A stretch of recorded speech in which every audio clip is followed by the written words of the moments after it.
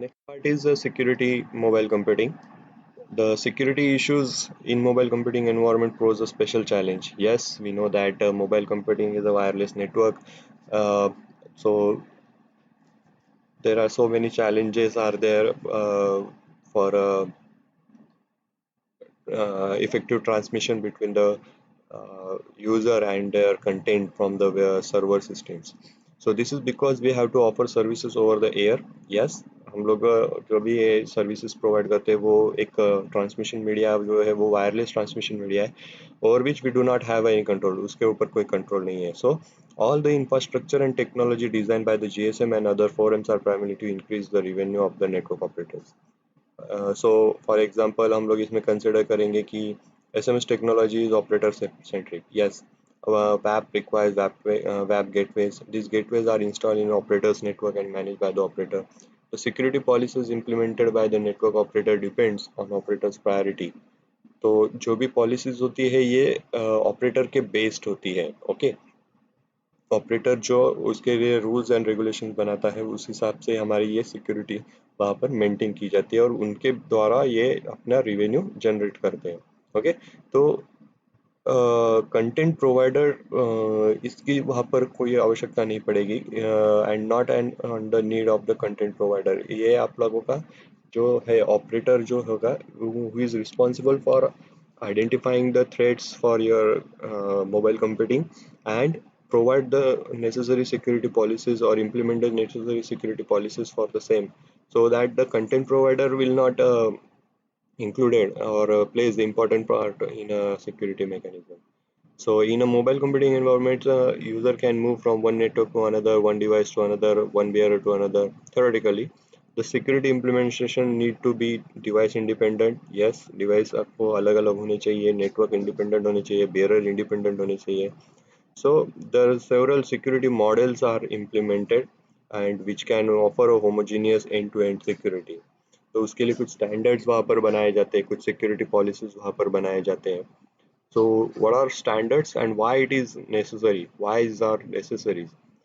So to provide a security or to provide the specific a secure mechanism over the number of channels, wireless channels, the standards are documented agreements containing technical specification or other precise criteria to be used consistently in rules as the rules, guidelines or definition of characteristic. तो ये एक तरीके से agreements होंगे जिसमें बहुत सारे कुछ स्पेसिफिकेशंस लेके जाए होंगे या फिर कुछ रूल्स और गाइडलाइंस वहाँ पर मेंटेन की जाएगी कि perform the number of characteristic और to for a number of characteristic. Now क्या क्या चीज़ें इसमें इंक्लूड होंगी. स्टैंडर्ड इंश्योर्स, इन स्टैंडर्ड्स में आपके जो मटेरियल्स है, the materials, the product, the process और services fit for the define and agreed purpose.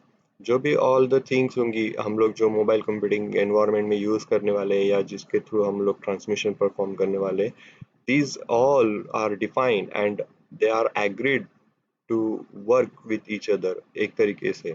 So a standard begins as a technical contribution which is supported by a number of interested parties to the extent that they indicate their willingness to participate in standard development. एक actual standard communication हमें अगर implement करना है, हमें बनाना है तो उसके लिए कुछ वहाँ पर पार्टीज जो होती है, जो नंबर ऑफ पार्टीज होती है वो अपने एक विलिंगली वहाँ पर साइन पार्टिसिपेट करती है. Okay, so standards are available for expert to challenge examine and validate. Standard क्या क्या होंगे, हम कुछ बहुत सारे चैलेंजेस वहाँ पर दिए जाते हैं जो एग्जामाइन और वैलिडेट किए जाते हैं फॉर इम्प्लीमेंटेशन के पहले. सो ऐसे बहुत सारे वहाँ पर इंडस्ट्री स्टैंडर्ड्स हमारे पास है जहाँ पर बहुत सारे एजेंसीज आर देयर जो ये स्टैंडर्ड को मेंटेन करते हैं. बहुत सारे कंपनीज जो है वो अपने पार्टनर्स के साथ एक कोलैबोरेट करके वहाँ पर स्टैंडर्ड्स को डिफाइन करते हैं. The opposite of standard is proprietary. Proprietary system for similar technologies are seen as a technical barriers to trade and competition.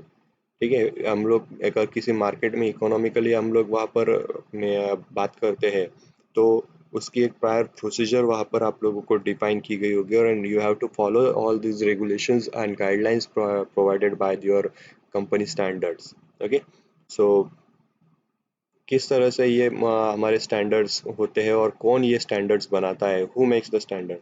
So there are many institutes that generate and provide standard across the world. There are standard bodies at the regional or country level. Country level या regional level के ऊपर ये कुछ companies जो होती है वो work करती है एंड दे प्रोवाइड और they generate the standards for this whole world, across the world में ये आपके स्टैंडर्ड्स को डिफाइन करते हैं. So based on the operations and standard bodies are formed by the government, professional institute or industry consortiums. यहाँ पर जो है वो आपके ऑपरेशंस किस बेसिस पे है, उनके लिए कौन रिस्पॉन्सिबल है और उसके लिए अंडर किसके कौन से गवर्नमेंट के अंडर आता है. तो all this things are considered and वो एक वहाँ पर आपकी इंस्टीट्यूट या एजेंसी वहाँ पर इम्प्लीमेंट की जाती है और उसके थ्रू आप लोगों की ये स्टैंडर्ड्स आप लोग वहाँ पर प्रोवाइड किए जाते हैं. In India government of India एक स्टैंडर्ड बॉडी वहाँ पर होती है जिसको आप लोग बोलते हैं BIS, bureau of Indian standard और simply BIS. Include the following steps जो होते हैं इंडिया में. आप लोगों का BIS जो होता है वो रिस्पॉन्सिबल होता है आपके स्टैंडर्ड्स को मेंटेन करने के लिए. सो consensus on a proposed standard by a group of consensus body that includes representatives from materially affected and interested parties. जो आप लोगों के कुछ अगर मोबाइल कंप्यूटिंग के जो सर्विसेज वगैरह आप लोग यूज़ करने वाले हैं एट दैट टाइम, अगर कुछ वहाँ पर मटेरियली अफेक्ट होते हैं या जो पार्टीज है वो अपने सिक्योर ट्रांसमिशन या सिक्योरिटी में मेंटेन करना चाहते हैं तो वो इसमें इंक्लूड हो सकते हैं. Broad based public review and comment on draft standards. आपके जो स्टैंडर्ड्स बनाए जाते हैं जो ड्राफ्ट बनाए जाते हैं उसके ऊपर कुछ कमेंट्स या पब्लिक की फीडबैक वहाँ पर कंसिडर किए जाते हैं. And also incorporation approve changes into the draft standard. अगर कुछ वहाँ पर मेंटेनेंस की ज़रूरत पड़ती है या अपडेशन की ज़रूरत होती है तो दिस दिस स्टैंडर्ड्स को वहाँ पर अप्रूव किया जाता है, पब्लिकली अप्रूव किया जाता है, रिव्यूज़ के दौरान वो अप्रूव किया जाता है. And right to appeal by any participant that believes that due to due process principles were not sufficiently respected during the standard development and in accordance with ANSI accredited procedures of the standard developer. तो right to appeal by any participant मतलब कोई participant जो है वो अगर आप लोगों के ये प्रिंसिपल्स को चैलेंज करना चाहे तो वो कर भी सकता है, yes, but having a sufficiently respected during the standard where जो principles होंगे वो वहाँ पर accordingly उसके थ्रू बनाए गए होने चाहिए या फिर वो उस तरह से वो challenged होने चाहिए. ठीक है. तो ये आप लोगों के BIS होती है इंडिया में. तो बहुत सारे स्टैंडर्ड बॉडीज होते हैं जैसे ISO द फेमस वन. इसमें 140 से ज़्यादा कंट्रीज इम्प्लीमेंटेड है, इंक्लूडेड है इसमें ISO में, जो 1947 में डेवलप किया गया था. अभी उसके बहुत सारे स्टैंडर्ड है, ISO 9000, ISO 9001, 9002, सो ऑन. ठीक है. तो इंटरनेशनल ऑर्गेनाइजेशन फॉर स्टैंडर्डाइजेशन, ये ISO का फुल फॉर्म है. दूसरा है आप लोगों का IETF, internet engineering task force. ये वर्डिंग आपको काफ़ी सुनाई देगी आगे आने वाले लेक्चर्स में. तो इसमें इंटरनेट और रिलेटेड टेक्नोलॉजीज को ये प्रोवाइड करता है. ETSI यूरोपियन टेलीकम्युनिकेशन स्टैंडर्ड्स जो प्रोड्यूस करता है telecommunication standard will use for the decades to come throughout Europe, throughout the Europe and possibly beyond. Europe में ये ज़्यादातर यूज़ होता है. OMA and WAP. OMA, Open Mobile Alliance, has been established by the consolidation of WAP forum. Wireless application protocol जो है उसके लिए ये ओमा आप लोग के स्टैंडर्ड्स है. ITU, International Communication Union, is an organization within United Nation founded principle to cooperation between governments and private sector. ये बहुत इम्पोर्टेंट स्टैंडर्ड बॉडीज है में से एक है जिसमें ये प्राइवेट और गवर्नमेंट सेक्टर के बीच में एक इंटरेक्शन प्रोवाइड करता है by developing the number of policies.